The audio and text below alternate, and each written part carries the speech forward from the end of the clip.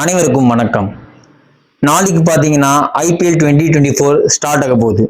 வருஷம் summer season வந்தாலே நம்ம இந்தியா முழுக்க சும்மா திருவிழா மாதிரி பட்டி தொட்டி கிளப்புறது என்னன்னு பார்த்தீங்கன்னா அந்த ஐபிஎல் தான்.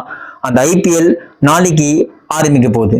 ஃபர்ஸ்ட் மேட்ச் பார்த்தீங்கன்னா நம்ம சிஎஸ்கேவும் ஆர்சிபியும் விளையாட போறாங்க. எங்கன்னு பார்த்தீங்கன்னா நம்ம சென்னையில இருக்கிற சேப்பாக்கம் ஸ்டேடியம் தான் விளையாட போறாங்க.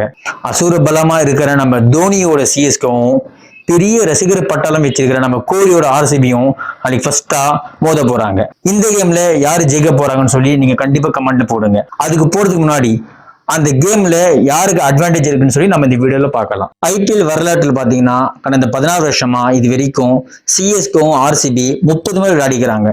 அந்த 30 முறையில 20 முறை சிஎஸ்கேவும் 10 முறை ஆர்சிபி வின் பண்ணிக்கிறாங்க. அதுவும் நம்ம சென்னை ஸ்டேடியம்ல பாத்தீங்கன்னா 8 முறை இந்த ரெண்டு டீம்ஸும் விளையாடிக்கிறாங்க. அதுல சிஎஸ்கே பாத்தீங்கன்னா 7 முறையும் அண்ட் ஆர்சிபி ஒரு முறை வின் பண்ணிக்கிறாங்க. அந்த ஒரு முறை எப்போ வின் பண்ணாங்கன்னா ஃபர்ஸ்ட் ஐபிஎல் இனாகிரேஷன்ல, அதாவது 2008 தான் அவங்க வின் பண்ணாங்க. அதுக்கப்புறம் போன வருஷம் வரைக்கும் ஆர்சிபி நம்ம சென்னையில ஜெயிச்சதா சரித்திரமே கிடையாது.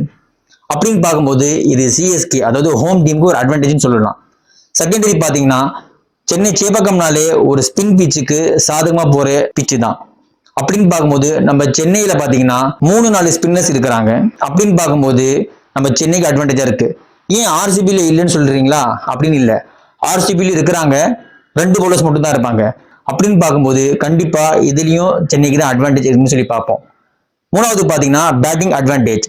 சிஎஸ்கேல ஓபனர் ருத்ராஜ் கெய்க்வாட்ல இருந்து 8வது வர ஷர்துல் தாக்கல் வரைக்கும் எல்லாரும் அடிச்சு ஆடுறவங்க தான். எல்லாரும் ஸ்பின்லையும் சூப்பரா ஆடுவாங்க, ஃபாஸ்ட் பாலிங் சும்மா பட்டையை கழுப்புவாங்க. இவ்வளோ அட்வான்டேஜ் இருக்கிற சிஎஸ்கே கிட்ட பல வருஷமா பசியோடு இருக்கிற ஆர்சிபி நாளைக்கு ஜெயிக்குமா இல்லை தோக்குமான்னு சொல்லி நாளைக்கு நம்ம பார்க்க போறோம். அதுக்கு முன்னாடி யாரு ஜெயிக்க போறாங்க அப்படின்னு சொல்லி நீங்க இந்த கமெண்ட் செக்ஷன்ல கொடுங்க. மீண்டும் இன்னொரு வீடியோவில் சந்திப்போம்.